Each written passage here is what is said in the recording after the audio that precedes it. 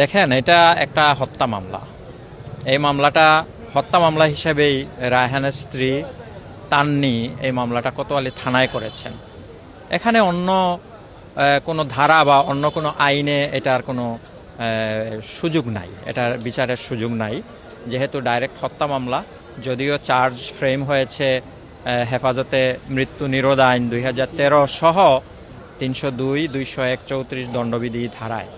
তারপরেও আমাদের কাছে যে এভিডেন্স আমরা মাননীয় আদালতে দাখিল করেছি, উপস্থাপন করেছি, সেই এভিডেন্স বা সাক্ষীদের জবানবন্দি সব কিছু মিলিয়ে আমরা অত্যন্ত আশাবাদী যে এই মামলা 302, 201, 34 ধারায় আসামিদের সর্বোচ্চ সাজা হবে। আচ্ছা, এখানে যে কয়েকজন আসামি আছেন সবার উপরে কি চার্জ গঠনে 302 আনা হয়েছে?